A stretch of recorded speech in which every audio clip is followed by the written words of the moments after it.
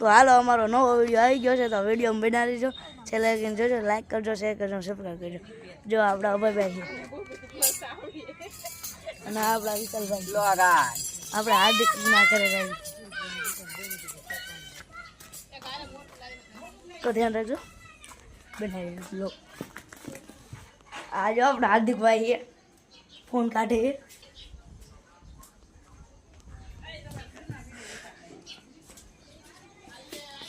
તો આજે અમારા માસીનું ઘર છે